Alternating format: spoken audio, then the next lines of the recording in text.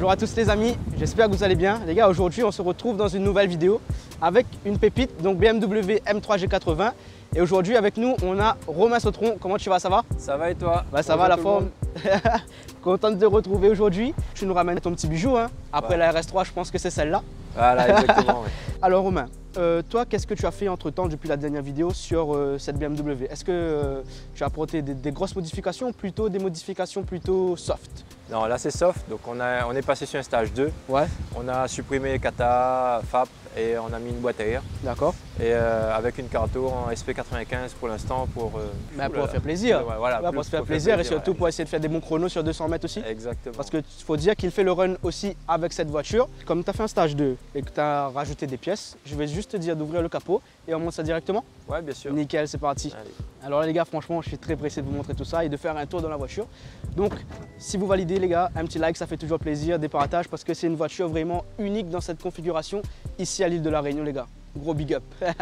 Donc on arrive sur le 6 cylindres en ligne. Donc c'est un 3 litres je suppose. C'est ça, oui. Vas-y, je te laisse nous expliquer tout ça. Donc là on voit les admissions en carbone de chez Eventuri.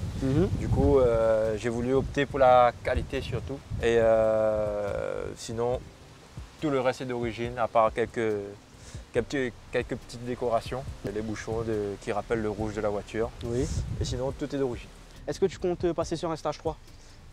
Ça va être compliqué. Déjà là, en stage 2, la voiture ne tient pas la route, elle patine beaucoup. Je pense que sur une propulsion comme ça, il vaut mieux rester sur un stage 2 pour être performant et ne pas aller sur le stage 3. D'accord. Et oui, parce qu'il faut le préciser que cette voiture, c'est pas la version 4 roues motrices. C'est ça. Tu as eu la version propulsion. Ouais. Tu aurais préféré avoir la 4 roues ou la propulsion, ça te va bien? Honnêtement, j'aurais préféré la 4 roues. Ouais. Mais avoir plusieurs voitures 4 roues motrices, ça devient lassant. Donc, là, tu te fais des kiffs. Voilà, on peut s'amuser avec celle-là. Exactement. Échangeur d'origine là-dessus? Pour l'instant, d'origine. Ok, et du coup, la gestion cartographie, comment elle a été faite sur la voiture? Donc, pour l'instant, c'est un boîtier tout simple, c'est MHD, pas les chanteurs.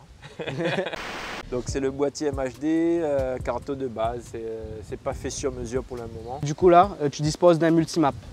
Non, pas encore. Ok, du coup tu roules que en samplon 95. C'est ça. Je sais que tu as voulu essayer l'éthanol sur les runs, Ouais. mais ça n'a pas été concluant. Non, du tout. Donc on ne sait pas pourquoi encore. On avait une carte éthanol donc, que MHD nous a fourni pour les départs arrêtés. C'est peut-être que la pompe ne suit plus par rapport à l'éthanol. Souvent il faut des injecteurs, il faut une pompe, il faut ou une pompe spéciale. Donc on travaillera là-dessus. 510 chevaux, ah oui, 510 chevaux d'origine. Et là maintenant, tu estimes à combien? Là on estime à peu près à 600 chevaux, donc on passera au banc bientôt forcément. Ok. On confirmera. Par un poste sur Sautron mécanique. Exactement. Comme d'habitude. Nickel.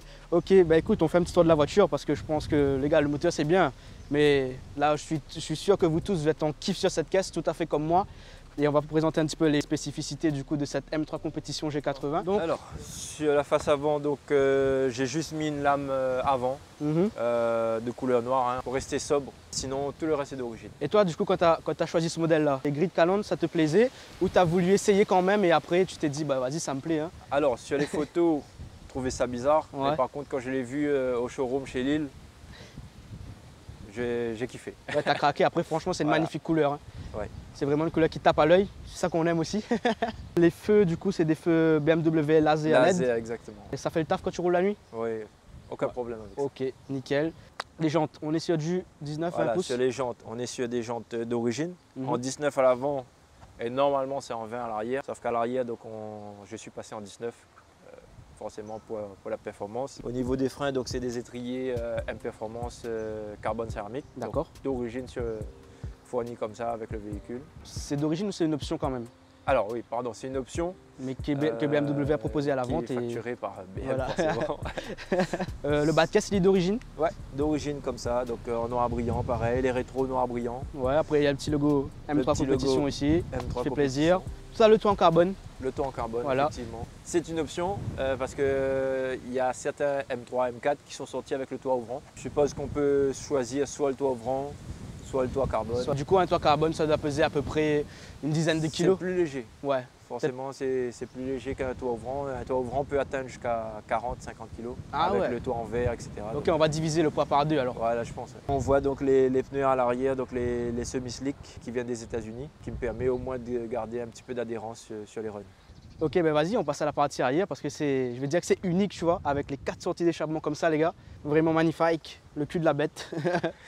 Sur cette face arrière, je vois que tu as un magnifique diffuseur en carbone déjà. C'est ça. Avec les 4 sorties qui étaient... Bah, du coup, explique-moi un petit peu, les 4 sorties là, c'est une option ou c'est sur ce modèle-là d'origine? Pareil, c'est une option. C'est l'échappement en titane de chez BMW. Ah ouais, en titane alors? Ah oui, oui. Ah, Ouais. ok. En titane de chez BMW.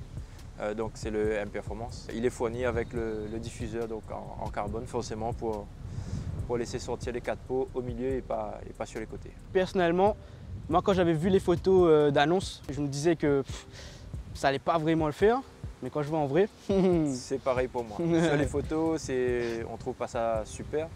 Et quand on le voit en vrai, ça n'a rien à voir. Tu as le petit béquet d'origine? D'origine. Noir glossy. Noir glossy. Tu as juste le décata ou sinon tu as supprimé des intermédiaires aussi? On a supprimé aussi les intermédiaires. Tu m'avais dit, c'est vrai, tu as supprimé des intermédiaires. Du coup, il reste que le silencieux arrière. Voilà, exactement. Silencieux à clapper? À clapper pour un confort quand on roule en famille. Ouais. Et puis pour ouvrir quand on est est sur la piste. Un peu de sportivité, voilà, quand on roule. Ok. Bon, ben du coup, on a fait un petit tour. Là, si on veut, on peut filmer dessous ou voir t'es là en fin de compte. Vas-y. Hein. Juste dessous, ou voir, enfin voilà, ou approche à haut. Et après, on filme dessous. Quel pas où? Il voit? Ouais. Ok les amis, donc partie extérieure terminus. On va présenter un petit coup l'intérieur de la bête. Toi, tu as mis du coup des tapis pour ne pas abîmer les sièges. Exactement, oui. Donc ouais, siège confort. Sinon, on va voir siège en cuir. Ouais. Badge M3. Full black. Mais oui, effectivement, il faut prendre un petit peu soin de ces sièges-là. Et aussi, du coup, c'est électrique, voilà, avec réglage lombaire. Nickel. Le son, Harman Kardon, tu dois te faire plaisir là-dedans. Exactement. Ok, je rentre, hop, on arrive du coup derrière le cockpit. C'est strictement d'origine, hein. J'ai pas fait de modif pour le moment. On a les rappels en carbone un petit peu partout, hein. Donc sur le volant, les palettes, sur le tableau de bord, comme on peut voir ici. Ouais. Du coup, c'est une version 2022. Donc on n'a pas l'ordinateur de bord entier là qui prend tout le tableau de bord. Et bah, du coup, le compteur digital, hein, Virtual Cockpit. Le compteur, voilà, Virtual Cockpit d'origine, pareil. Nickel. Et ensuite, on arrive sur la boîte de vitesse ici. C'est quelle boîte de vitesse là-dessus? Alors ça, c'est les dernières boîtes de chez ZF. Donc c'est une boîte extrêmement bien travaillée. Très rapide. On peut encore l'améliorer, donc reprogrammation, embrayage, panier d'embrayage, etc. Donc pour l'instant, moi je vais la laisser d'origine. Il y a juste la reprogrammation de boîte. D'accord. Mais il y a de quoi se faire plaisir. J'en doute pas. De toute façon, on va constater ça dans un instant. Et c'est une boîte à combien de rapports? Donc c'est 8 vitesses. 8 rapports. Ok, très bien. Ici, tu as le M1 et le M2. À quoi ça sert? Voilà, donc c'est pour régler le mode de conduite rapide. On peut régler la vitesse de passage des rapports. On peut régler donc les clapets sur l'échappement et puis le comportement du moteur. Donc sport, confort ou sport plus. Ok. Là par exemple, est-ce que tu as déjà un mode de configurer? Ah oui, bien sûr. Oui. Est-ce qu'on peut voir ça? Oui, bien sûr. Okay, tu peux démarrer. Ok, c'est là. Hop. Oh. Donc là, les clapets, ils sont fermés. Ok. Ils sont fermés. Toujours le mode sport activé ici, donc qui va changer dans le compteur à l'affichage. Et là, tu peux appuyer soit sur M1. Ça. Voilà. Tu vas appuyer sur M1. Donc là, les clapets, ils s'ouvrent. Tu vas pouvoir toucher l'accélérateur, tu vas voir doucement. Voilà, donc on entend bien la ligne en titane. C'est vrai. D'ailleurs. Et puis on a le bouton M2, il faut appuyer 2 fois dessus. Voilà, donc le bouton, le mode M2 est activé. Là, cette fois-ci, le SP off est vu. Voilà, exactement. Le SP est 100% off. Donc, sachant que sur ce véhicule, on peut l'activer, enfin le désactiver sur un degré de réglage de 0 à 10. Donc, à 10, il y a l'assistance. Et puis, on descend, moins il y a d'assistance. À 0, c'est pour le drift. Ok, ouais, je vois le style. C'est un peu comme les AMG GTA. Je ne sais pas si tu connais, il y a un bouton au milieu.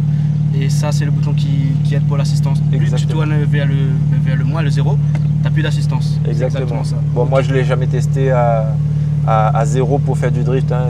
C'est pas mon... Je ne suis pas un grand pilote, on va dire, de drift. Moi, pour l'instant, c'est ligne droite. Alors du coup le compteur il se présente comme ça. Du coup on a les compteurs ici chaque côté. Donc là il est bridé. Ouais, pourquoi il est bridé? Par rapport à la température moteur. Donc BM a ajouté des options pour ne pas casser son véhicule. Donc si vous êtes trop sur réserve, pareil, vous serez bridé s'il n'y a pas assez d'essence dans le bac. Et pareil, au niveau de la température, voilà, oui. La puissance est bridée jusqu'à ce que l'huile atteigne la température optimale pour pouvoir accélérer. Ok, très bien. Bah écoute, je vais te dire de redémarrer la voiture. Je vais me mettre derrière et on va apprécier le son. Ouais, nickel, c'est parti.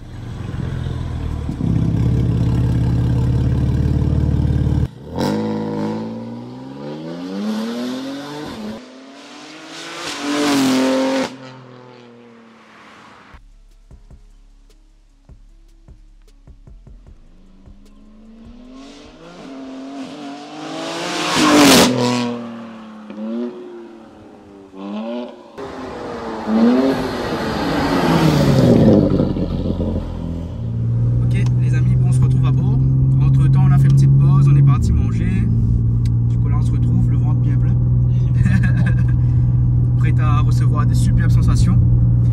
Ok, alors déjà là on est en mode de sport ou bien tranquille? Ouais, là je l'ai mis en M2. M2, ouais. Ok, donc ESP off et tout. Exactement. Ça va jeter. Un petit peu. On va remonter un petit peu la vue sur le cockpit.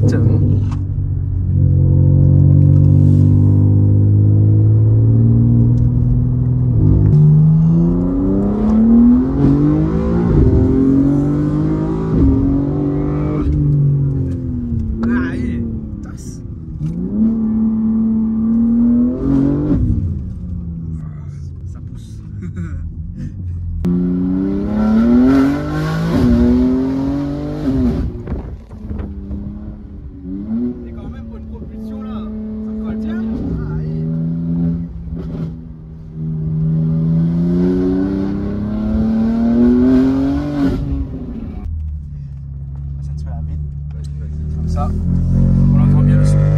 Ah, il y a une différence, hein.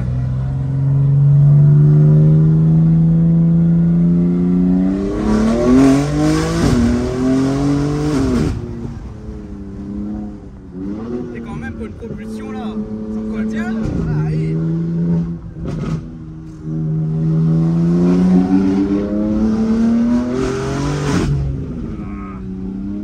Ça a la santé.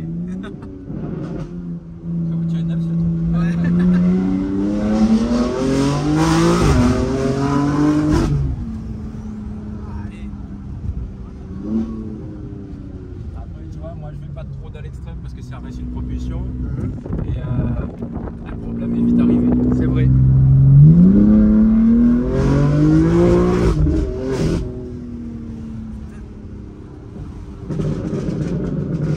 Heureusement que la pluie était confortable les gars. Ah oui parce que... Ouais. Si tu fais pas gaffe...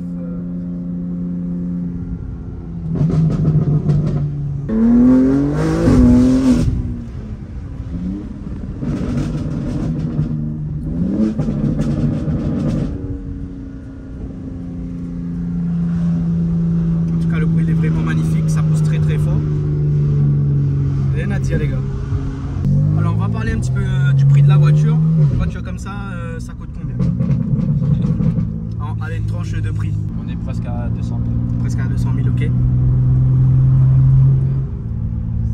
Ça vaut ce que ça vaut. Ça vaut ce que ça vaut, mais... Ouais, ça vaut ce que ça vaut, c'est tout. Manger des sardines. C'est quoi, tu manges des sardines après avoir acheté ça? Non, je rigole. Il y a juste le malus qui freine maintenant parce que... Ouais, le malus quand tu l'as acheté, il était à combien sur cette voiture là? On était à 30. 30 000 € de malus. Ouais. Et là aujourd'hui, si quelqu'un veut la même, On double compter 50 € de malus. Ouais. Parce que les gars, le malus c'est quelque chose de vraiment contraignant pour nous tous hein, qui aimons les grosses voitures. Donc on dit bon, là j'ai de la monnaie, je vais acheter une voiture à par exemple 80 000 €. Et ben non les gars, tu rajoutes 30 000 € dessus et t'as ta voiture. Du coup il faudra faire un peu plus de sacrifices maintenant les gars. Mais bon, ça fait partie du jeu. Je contrôle pour le plaisir. Ça doit le faire là. C'est parti. Voilà.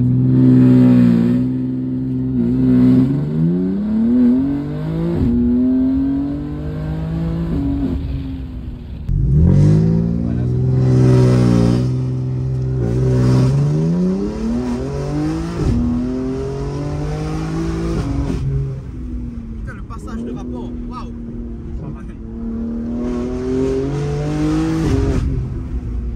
À chaque passage de rapport, on dirait que ça met une balle et ça cherche à partir encore plus loin. C'est normal, c'est la boîte qui est comme ça, qui est réglée comme ça. C'est la boîte de vitesse. C'est une boîte de vitesse à convertir de coupe, mais elle bat des records. C'est même mieux que les DSG à double embrayage maintenant. Ok. Donc là pour l'instant, il n'y a pas mieux en boîte de vitesse. Bien sûr, c'est un véhicule de série. Hein. Et j'ai remarqué quand tu passes la première et la seconde, ça va. Mais quand tu passes la 3, la 4, la 5 là, c'est violent. Très très violent même.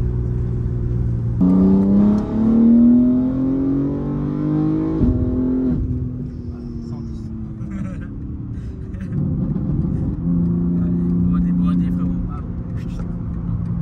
De justesse.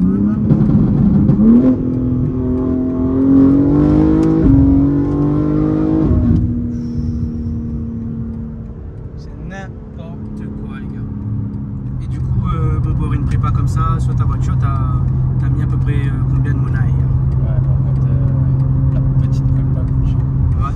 Je pense qu'on est aux alentours l'admission, la ligne, plus la carte et tout. Alors, en fait, faut envoyer, c'est surtout qu'il faut envoyer le calculateur d'origine.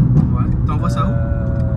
Là chez Femto, donc là je sais plus, Pologne ou à Finlande. C'est pas la Russie non? Non, En Finlande. Fais pas la gueule. T'as enlevé le calculateur dans la M3, tu l'as fait envoyer, ils ont pris combien de temps pour le débloquer du coup? Après aller-retour 2 semaines. Ça va, c'est rapide. Ils ont pris 1 heure à le débloquer. Ah ouais. Et le plus gros c'était l'envoi aller-retour qui a pris le plus de temps. Pour le truc.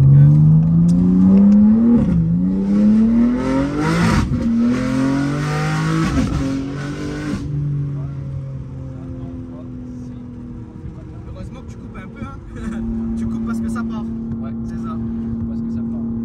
Parce que directement je sens dans le volant que la voiture veut partir en glisse. J'ai fait des coups de pompe. Il n'y a pas de moyen, il n'y a pas d'autre moyen pour l'instant. C'est vrai. Comme je te dis, je suis pas. Après pourtant on est en semi-slick les gars. En semi-slick. Et ça cherche toujours la route. Et du coup pour en venir dessus, la prépa elle est arrivée à combien? Alors oui, donc on est aux environs de 8 à 10 000 € en fonction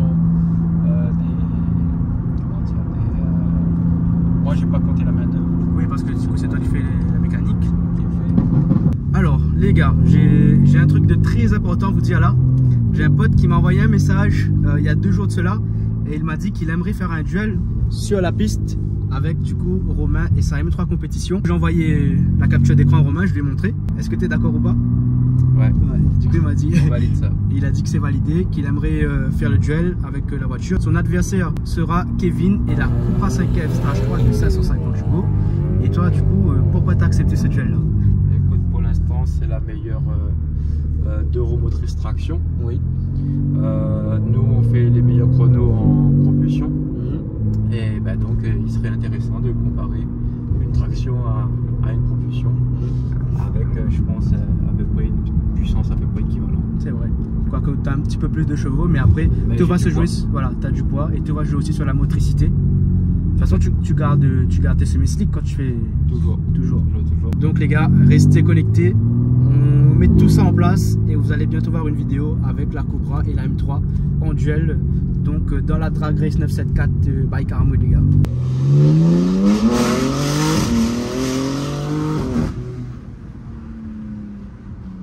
Ah, c'est toujours aussi qu'il faut.